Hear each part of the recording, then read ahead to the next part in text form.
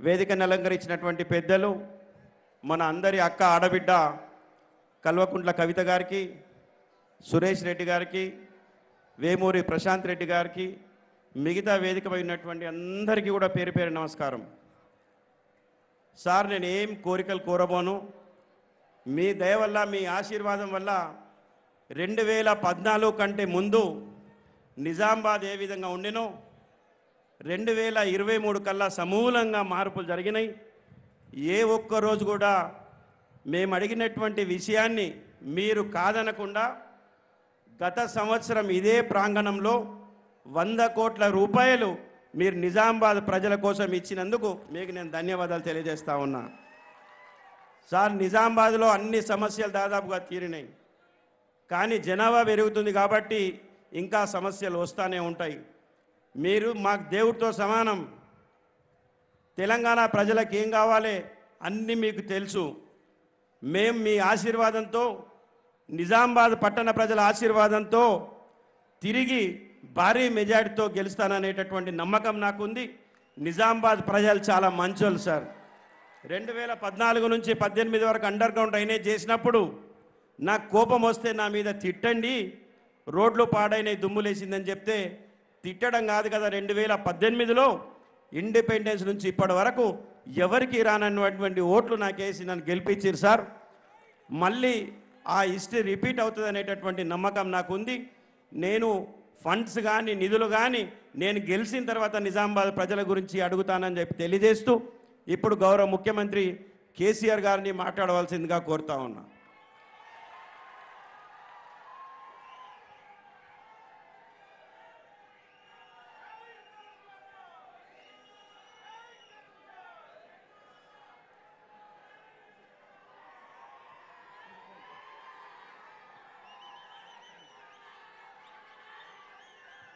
గౌరవనీయులు నిజామాబాద్ ఎమ్మెల్యే, ఈ ఎన్నికల్లో నిజామాబాద్ బీఆర్ఎస్ అభ్యర్థి శ్రీ గణేష్ గుప్తా గారు,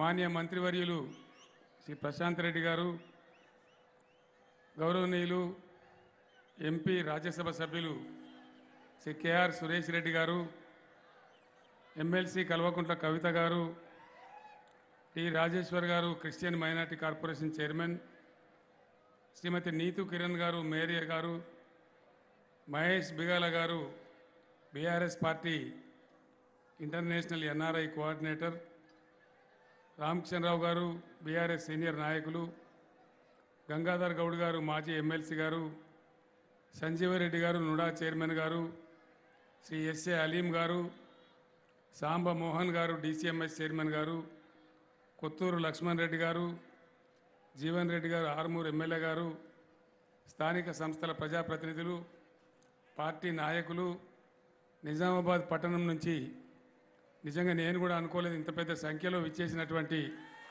అన్నదమ్ములకు, అక్కా చెల్లెలకు అందరికీ నమస్కారాలు.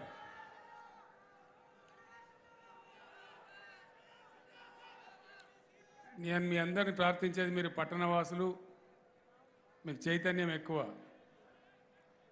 75 సంవత్సరాల స్వతంత్ర భారతదేశంలో ప్రజాస్వామ్య ప్రక్రియలో ఇంకా రావాల్సినంత పరిణతి రాలేదు. ఆ పరిణతి మన దేశంలో ఇంకా పెరగాల్సినటువంటి అవసరం ఉంది. ఏ దేశాలలో అయితే డెమోక్రసీ బాగా మెచ్యూర్ అయిందో, ప్రజాస్వామ్య పరిణతి పెరిగిందో, ఆ దేశాల అభివృద్ధిలో బాగా దూసుకొని పోతూ ఉన్నాయి. మన దేశంలో కూడా అది జరగాలని చెప్పి నేను మీ అందరినీ కోరుతా ఉన్నా. ఎందుకంటే ఎలక్షన్లు చాలా వస్తాయి, చాలా పోతాయి. మీరు చాలాసార్లు ఓట్లేసినారు, చాలామందిని గెలిపించినారు. ఎన్నికలు అన్న తర్వాత ఏమైందంటే పార్టీకి ఒక వ్యక్తి నిలబడతారు. బీఆర్ఎస్ తరఫున బిగాల గణేష్ గారు ఉన్నారు,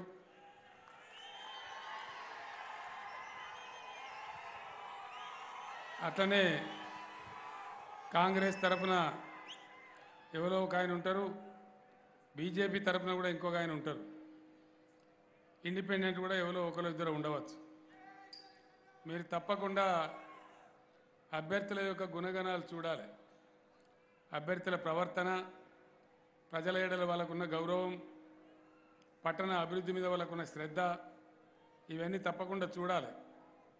అంతకంటే ముఖ్యం, అంతకంటే చాలా ఇంపార్టెంట్, ఈ అభ్యర్థుల వెనుక పార్టీలు ఉంటాయి. ఆ పార్టీల చరిత్ర చూడాలి. ఎమ్మెల్యే ఎలక్షన్తో ఇక్కడ అయిపోదు. ఎందుకంటే ఎమ్మెల్యే ఎలక్షన్ ఇక్కడ అయిపోతే ఇక్కడ ఏ ఎమ్మెల్యే గెలుస్తాడో హైదరాబాద్లో ఆ స్టేట్ గవర్నమెంట్ ఏర్పడుతుంది. ప్రజాస్వామ్యంలో ప్రజల దగ్గర ఉండే ఒకటే ఆయుధం మీ ఓటు. 5 సంవత్సరాల కోసం మీ తలరాతను, మీ భవిష్యత్తును రాస్తుంది ఆ ఓటు. కాబట్టి దయచేసి దాన్ని చాలా జాగ్రత్తగా వినియోగించాలని చెప్పి నేను కోరుతా ఉన్నా. పార్టీల చరిత్ర చాలా ముఖ్యం. ఆ పార్టీల నడవడిక ఏంది, ఆ పార్టీల పద్ధతి ఏంది, ఆ పార్టీలకు అధికారం వచ్చినప్పుడు వాళ్ళు ఏం చేసినారు అనేది కూడా మీరు ఆలోచించి ఓట్లేస్తే ఎన్నికలలో మీరు గెలవడం ప్రారంభమవుతుంది. ప్రజలు గెలవడం అనేది చాలా ముఖ్యం. ప్రజాస్వామ్యం అంటే దాని అర్థమే అది. అది జరిగినాడు భారతదేశం ఇంకా బాగా ముందుకు పోతుంది, బాగుపడుతుందని చెప్పి నేను మనవి చేస్తూ ఉన్నా. బీఆర్ఎస్ పార్టీ మీ అందరికీ తెలుసు.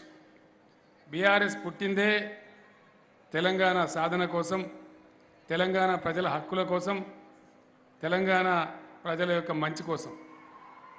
కాంగ్రెస్ పార్టీ 50 సంవత్సరాలు ఈ దేశాన్ని, రాష్ట్రాన్ని పరిపాలించింది.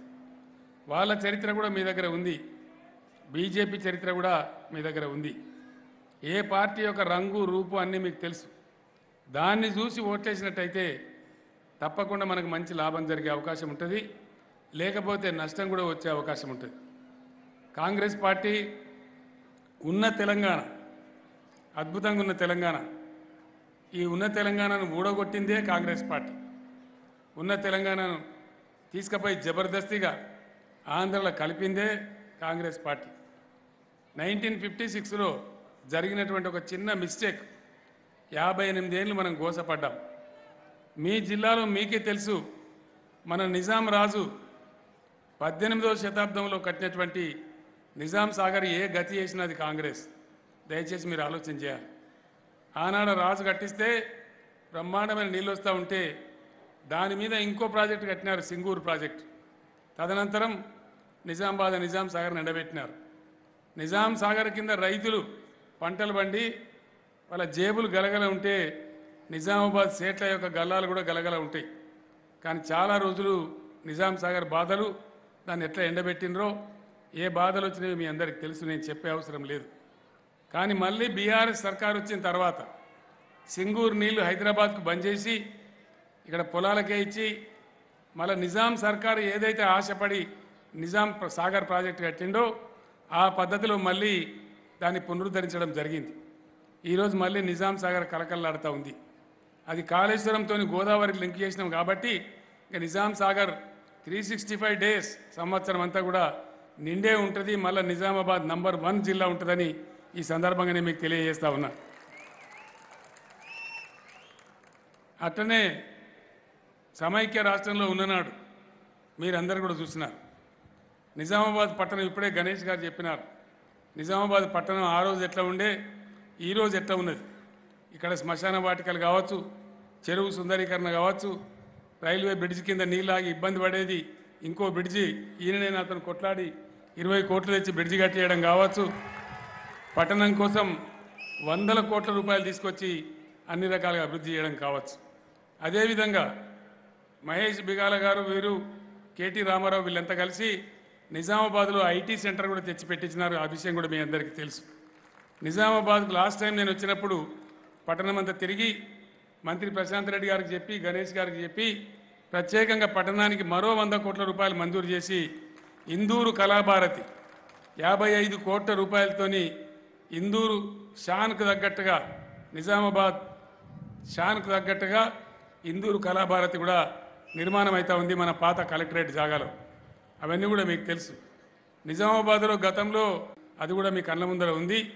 పోలీస్ కమిషనరేట్ కూడా ఎంత బ్రహ్మాండంగా చేసుకున్నామో అది కూడా మీ కళ్ళ ముందర ఉంది. ఇవన్నీ కూడా మీరు గమనిస్తూ ఉన్నారు. గతంలో ఎవరు పట్టించుకున్న పాపాన పోలే.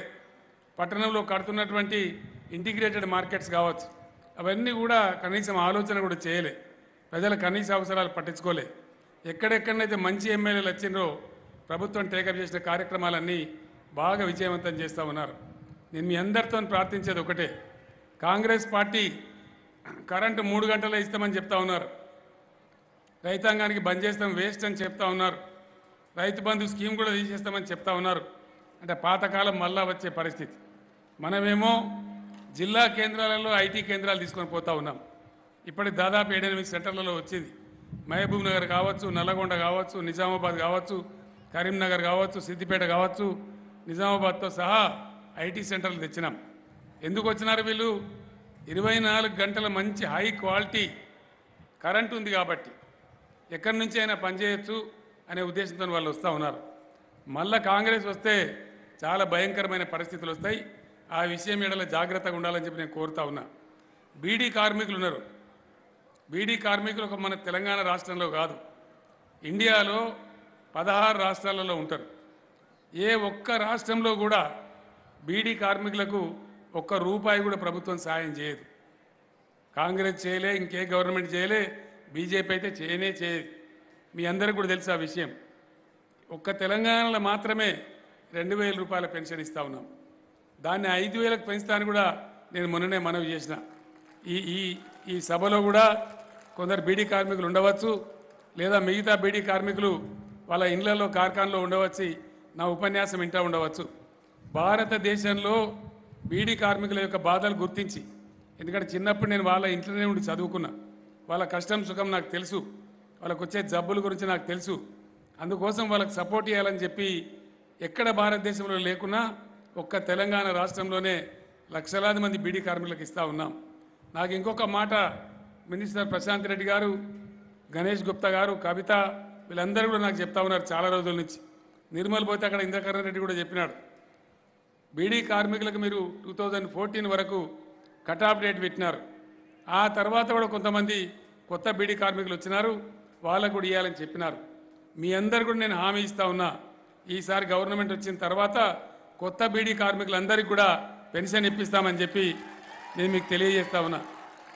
అదేవిధంగా ఓన్లీ బీడీ కార్మికులే కాదు, ఆ బీడీలో పనిచేసే ఠేకేదారులకు కానీ ప్యాకేజ్ వర్కర్స్కి కానీ వాళ్ళకు కూడా ఇలా కొంత ఉపాధి కల్పిస్తూ ఉన్నాం, వాళ్ళకు కూడా సాయం చేస్తూ ఉన్నాం. పేద సాధనల గురించి బ్రహ్మాండంగా పట్టించుకొని చేసే ప్రభుత్వం బీఆర్ఎస్ ప్రభుత్వం. ఆ విషయం మీకు అందరికీ కూడా తెలుసు. పేదల సంక్షేమంలో పెన్షన్ల విషయం కావచ్చు, మీరు కొన్ని విషయాలు ఆలోచన చేయాలి. 2014లో మేమంతా బీఆర్ఎస్ పార్టీ ఎలక్షన్ పోయే ముందు అందరం కూర్చొని ఉన్నాం. నేను అడిగిన కొంతమంది ఐఏఎస్ అధికారులు కూడా ఉండ్రి ఆ కమిటీలో, ఎన్నికల ప్రణాళిక ఎలక్షన్ మేనిఫెస్టో రాస్తూ ఉన్నాం. నేను అడిగిన మనం పెన్షన్లు ఎందుకు ఇస్తామండి అని అడిగినాను. అసలు ఎందుకు ఇవ్వాలి పెన్షన్ ప్రభుత్వం? 70 రూపాయలు, 40 రూపాయలు, 200 రూపాయలు, 200 రూపాయలు పెన్షన్ ఎందుకు ఇస్తాం మనం? ఎవరు చెప్తలేరు. నన్ను వాళ్ళు అడిగినారు, మీ ఉద్దేశం ఏంటి సార్ అని. నేనన్న పెన్షన్ ఎవరికి ఇస్తాం? ఇబ్బంది ఉన్న వాళ్ళకే ఇస్తాం. కాబట్టి వాళ్లకు 2 పూటల కడుపు నిండా తినేటువంటి పరిస్థితి ఉండాలి. పప్పో పులుసో కావచ్చు, బిర్యానీ తినకుండా మంచిదే, కానీ పప్పో పులుసో 2 పూటలు తినే పరిస్థితి ఉండాలని చెప్పినాం. వాళ్ళందరూ లెక్కలు తీసి ఉప్పుకింత, చింతపండుకింత, పప్పుకింత అని లెక్కబెట్టి 600 ఇస్తే సరిపోతుంది సార్ అన్నారు. నేను చెప్పిన ఈ పేదవాళ్ళకన్నా మీరు కుసరన్నావా, ఒక 1000 రూపాయలు పెట్టమని చెప్పినాం. స్టార్టింగ్లో 1000 రూపాయలు పెట్టుకున్నాం. ఆ తర్వాత సంపద పెంచి దాన్ని 2000 రూపాయలు చేసినాం. నేను మొన్ననే ప్రకటించిన ఆల్ పెన్షన్దారులందరికీ కూడా 5016 రూపాయల పెన్షన్ ఇవ్వబోతా ఉన్నాం. మీ అందరికి తెలియజేస్తా ఉన్నా. ఈ రకంగా పేదల సంక్షేమంలో ఇండియాలోనే నంబర్ 1 స్టేట్. పేదింటి ఆడపిల్లల పెళ్లి షాదీ ముబారక్ పెట్టుకున్నాం, కళ్యాణ లక్ష్మి పెట్టుకున్నాం. ఎక్కడైతే ఆడపిల్లల పెళ్లి అవుతుందో చాలా ఇబ్బంది జరుగుతుంది, వాళ్ళకి భారం అవుతుంది. ఎంతో ఉన్నంతలో కొంత ఆదుకోవాలని చెప్పి, అన్ని వర్గాల ప్రజలకు రావాలని చెప్పి మైనార్టీ సోదరుల కోసం షాదీ ముబారక్, మిగతా వాళ్ళందరికీ కళ్యాణ లక్ష్యం పెట్టుకున్నాం. అది కూడా లక్షలాది మందికి ఇస్తూ ఉన్నాం, వద్దనకుండా ఇస్తూ ఉన్నాం. హిందువులు, ముస్లింలు, క్రైస్తవులు అనే తేడా లేకుండా అన్ని మతాల ప్రజలను కలుపుకొని పోతూ ఉన్నాం. అందరినీ సమానంగా ఆదరిస్తూ ఉన్నాం. ప్రతి స్కీమ్లో అందరూ కూడా భాగస్వాములు అవుతూ ఉన్నారు. బియ్యం ఇచ్చినా, పెన్షన్లు ఇచ్చినా, ఏ విషయం చూసినా కూడా అందరినీ కలుపుకొని పోతూ ఉన్నాం. అన్ని మతాల వాళ్ళని సమానంగా చూస్తూ ఉన్నాం. నేను మీ అందరినీ కోరేది ఒకటే, తెలంగాణ కల్చర్ గంగా జమున తహజీబ్, హిందూ ముస్లింలు సోదరులా కలిసి ఉండి మొత్తం ప్రపంచానికే ఒక ఉదాహరణలాగా మనం ఉంటాం. గత 10 సంవత్సరాలలో ఒక్కసారి అంటే ఒక్కసారి కూడా మతం లేదు, కల్లోలం లేదు, కర్ఫ్యూ లేదు. బ్రహ్మాండంగా శాంతిగా ఈ రాష్ట్రాన్ని తీసుకొని పోతా ఉన్నాం. లా అండ్ ఆర్డర్ పటిష్టంగా మెయింటైన్ చేస్తూ ఉన్నాం. రాష్ట్రాన్ని అన్ని రకాలుగా అభివృద్ధి చేసుకొని పోతా ఉన్నాం. కాబట్టి మీ అందరినీ కూడా నేను కోరేది, గణేష్ గుప్తా లాంటి మంచి వ్యక్తి గెలిస్తే మీకు చాలా లాభం జరుగుతుంది. ఆయన గణేష్ గుప్తా మీ అందరికీ తెలుసు, పేదవాడు కాదు, ఆయన నిరుపేదవాడు కాదు. ఆయనకున్న వ్యాపారాలు వదిలిపెట్టి వీలైనంత వరకు నా పట్టణానికి సేవ చేయాలని చెప్పి రాజకీయాల్లోకి వచ్చిన వ్యక్తి. ఇట్లాంటి వాళ్ళు గెలిస్తే వాళ్ళకు ప్రజల డబ్బులు అవసరం లేదు కాబట్టి నిస్వార్థంగా పనిచేసే గణేష్ గుప్తా లాంటి వ్యక్తులు గెలిస్తే మనకు చాలా లాభం జరుగుతుంది. పట్టణం అన్ని రకాలుగా అభివృద్ధి చెందుతుంది. నిజామాబాద్ స్థాయికి తగ్గట్టుగా ఇందూరు కళాభారతి వస్తూ ఉంది. మీ అందరి ఆశీర్వచనంతో మీరు గణేష్ గుప్తాని గెలిపియండి. నేనే వచ్చి స్వయంగా దాన్ని ఇనాగరేషన్ చేస్తా, ఒక పెద్ద కానుకలాగా ఇస్తానని మనవి చేస్తూ ఉన్నా. निज़ामाबाद शहर के यहाँ के असेंबली हलके के जितने भी हमारे मुसलमान बुजुर्ग भाई बहन हैं, मैं आप तमाम लोगों को सलाम करता हूँ. आपसे अदबन गुजारिश करता हूँ कि आप बीआरएस पार्टी का तायीद कीजिए, बीआरएस पार्टी का ताउन कीजिए, गणेश गुप्ता को यहाँ से जिताइए. मैं इसीलिए ये बात कहता हूँ, जब तेलंगाना रियासत के लिए हम लोग लड़ रहे थे, हम लोग जद्दोजहद कर रहे थे, कई बार मैं यहाँ पे आया. निज़ामाबाद शहर में भी कई जलसाओं में मेरा तकरीर भी हुआ. उन दिनों में कह रहा था, हमारे जंग में, तेलंगाना के जंग में नेकी है, नीयत है, इंसाफ है. अल्लाह के घर में देर है लेकिन अंधेर नहीं है. और अल्लाह का करम हुआ, और अल्लाह का करम हुआ, हमको तेलंगाना रियासत हासिल हुआ. अल्लाह के करम से हम बहुत बड़ा तरक्की भी किए, हम लोग आगे बढ़ रहे. पर कैपिटा इनकम जो होता है हिंदुस्तान में, हमारा रैंक, अभी हमारे सुरेश रेड्डी साहब एमपी साहब मेरे से जिक्र कर रहे थे, जब हेलीकॉप्टर उतर के आ रहे थे तो मेरे से बात कर रहे थे. जब हम रियासत बने थे हमारा दर्जा 19वां 20वां दर्जा था. आज मैं फ़ख्र से कहता हूँ, आप लोगों के दुआ से जिस अंदाज में तेलंगाना का तरक्की हुआ, यहाँ का इकानमी बढ़ गया, और हिंदुस्तान में पर कैपिटा इनकम में तेलंगाना नंबर 1 रियासत है, बड़े बड़े राज्यों को भी छोड़ के. और जैसे जैसे हमारे पास पैसे आ रहे वैसे हम गरीबों में, आवाम में तकसीम कर रहे. कई कार्यक्रम के जरिए, कई लोगों के लिए कार्यक्रम लिए, माइनॉरिटी वेलफेयर के लिए हम कितने सारे कार्यक्रम लिए आप देखते हैं. हम मंदिर भी बनाते हैं, मस्जिद भी बनाते हैं, हमें कोई शक नहीं है. जिस प्रकार का काम करते हैं, ईदगाहों का, दरगाहों का भी हम लोग देखभाल करते हैं. बाज़ाब्ता सरकारी खजाने से पैसे भी मंजूर करते हैं. ये हमारा नीयत है, जो कि तेलंगाना एक गुलदस्ता है, सभी को साथ लेके चलना है. बिल्कुल एकदम सभी अच्छा रहे तो, सभी के चेहरे पे हंसी मुस्कान रहे तो ही ये अच्छा तेलंगाना है, ये तरक्की कहलाएगा. इसलिए बिना किसी मजहब व मिल्लत के हम सभी लोगों को एक नज़र से देखते हैं. मैं एक बात आपके कान पे ज़रूर डालना चाहूँगा. कांग्रेस पार्टी के टाइम पे आप लोगों को सिर्फ कांग्रेस वोट बना के, वोट बैंक बना के इस्तेमाल किया. आज भी कांग्रेस नाटक करती है, बातें बोलते हैं, हम नफरत के दुकान बंद करेंगे. भाई मैं पूछ रहा हूं, बाबरी मस्जिद का शहादत किसके हाथ से हुआ था, किसने करवाया था? ये समझने की बात है. आज मीठी माटी बातें सुनाएंगे, आज आके ये बात नहीं है.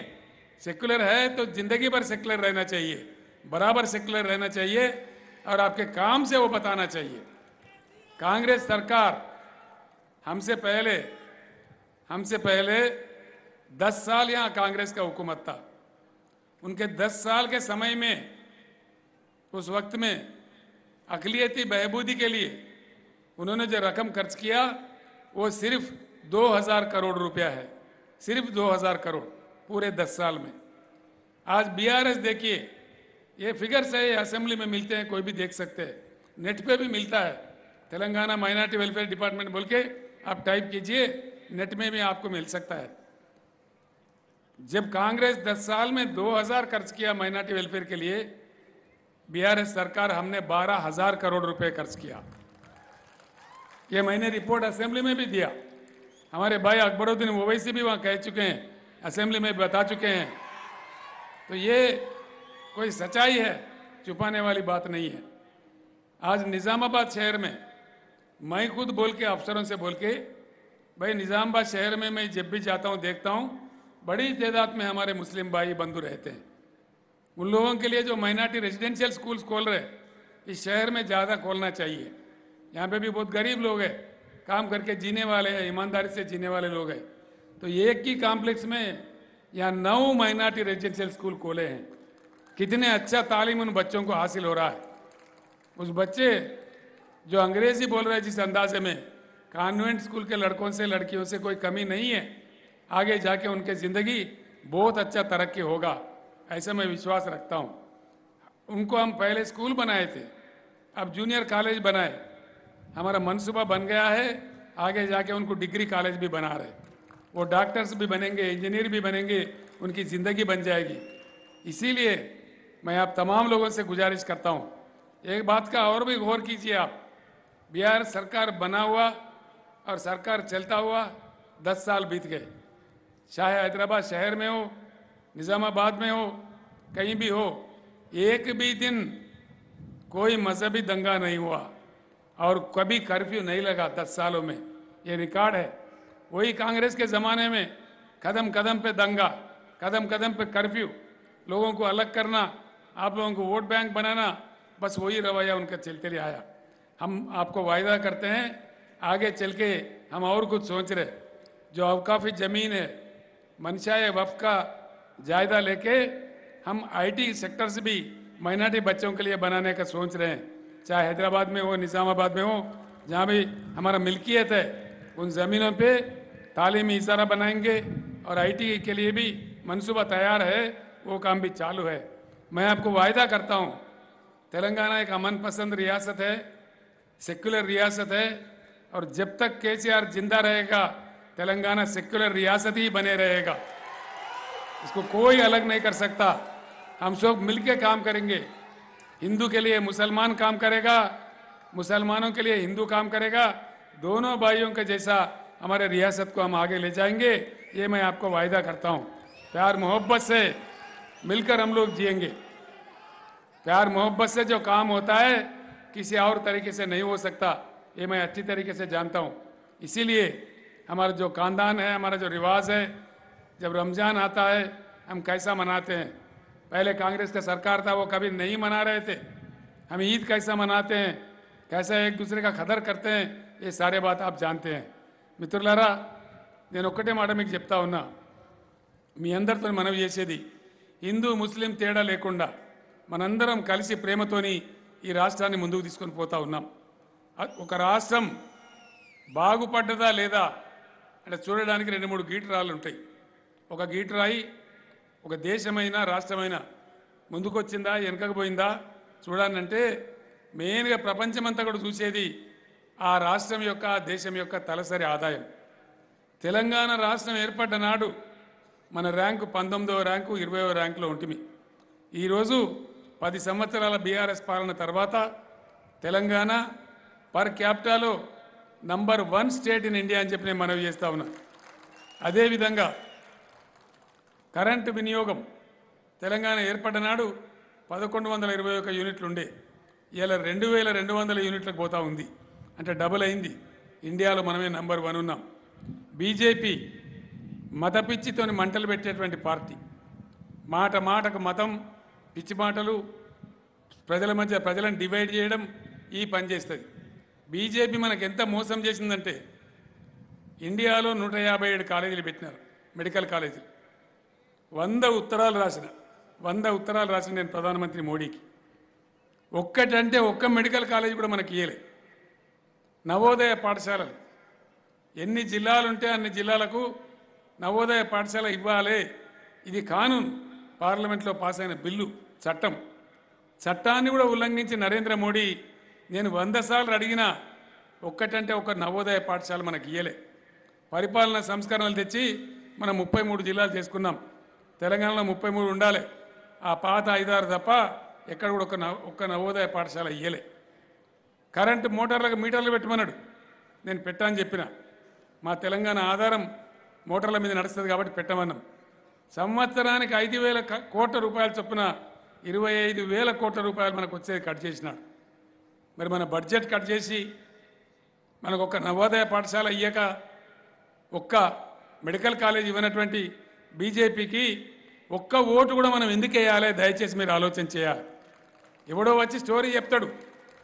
నేను అడిగే మాట దయచేసి, నేను అందుకే ఉపన్యాసం మొదలు పెట్టే ముందు నేను మాట్లాడిన మాట, ప్రజాస్వామ్య పరిణతి పెరగాలి, మీరు ఆలోచించి ఓట్లేయాలి, మంచి చెడ్డ చూడాలి, రాయేదో రత్నం ఏదో గుర్తుపట్టాలి. ఒక్క మెడికల్ కాలేజీ ఇయ్యని బీజేపీకి ఒక్క ఓటు కూడా తెలంగాణ ఎందుకు వేయాలి? దయచేసి మీరు ఆలోచన చేయండి. ఎవడన్నా బీజేపీ ఓటు అడగడానికి వస్తే నిలదీసి అడగండి. మాకు ఒక్క మెడికల్ కాలేజ్ ఇవ్వలే, ఒక నవోదయ కాలేజ్ ఇవ్వలే, 25,000 కోట్ల బడ్జెట్ మాది కట్ చేసినారు, మీకు ఎందుకు వేయాలి బిడ్డ ఓటు అని చెప్పి అడగండి. బాగా చెప్తా అడగండి. ఈ రకంగా బీజేపీ పరిస్థితి. 2 జాతీయ పార్టీలను చెప్పుకునేటి ఎన్నడూ మన తెలంగాణకు లాభం చేయలే, నష్టం చేసినాయి కానీ లాభం చేయలే. తెలంగాణ కాంగ్రెస్ను ముంచితే బీజేపీ ఇప్పుడు 10 ఏళ్ల నుంచి మనకు రావాల్సిన డబ్బులు రానియది, మన ప్రాజెక్టులకు అనుమతి ఇయ్యది, కృష్ణానదిలో మన వాటా తేల్చది, చాలా ఇబ్బంది పెడతా ఉన్నది. ఈ 2 కూడా మనకు పనికిరావు. నేను ఇంకొక మాట ఈరోజు చెప్తా ఉన్నా, ఇది చాలా ఇంపార్టెంట్ మాట, దయచేసి మీరు గమనించాలి. మీరు పట్టణవాసులు కాబట్టి నేను చెప్తా ఉన్నా. రాబోయే యుగం, రాబోయే రోజు 2024 తర్వాత వచ్చేది భారతదేశంలో సంకీర్ణ ప్రభుత్వమే, ఏకపార్టీ ప్రభుత్వం రాదు. అన్ని ఎంపీలు మనం గెలుచుకుంటే మన తడాక బీఆర్ఎస్ తడాక అప్పుడు ఢిల్లీలో చూపెడతాం. ఆ రకంగా రాబోయే రోజు ప్రాంతీయ పార్టీలది ఉంటుంది, ఈ జాతీయ పార్టీలది ఉండదు. ఆ రకంగా కూడా మనం ప్రిపేర్ కావాలని చెప్పి మీ అందరినీ మనవి చేస్తూ ఉన్నా. గణేష్ గుప్తా ఒక మంచి వ్యక్తి, మంచి కుటుంబం నుంచి వచ్చినవాడు, ఆయన స్వార్థం కోసం వచ్చినవాడు కాదు. కాబట్టి దయచేసి పెద్ద మనసుతోని పెద్ద మెజార్టీతోని గణేష్ గుప్తాను గెలిపించాలని కోరుకుంటూ నేను సెలవు తీసుకుంటా ఉన్నా. జై తెలంగాణ, జై తెలంగాణ.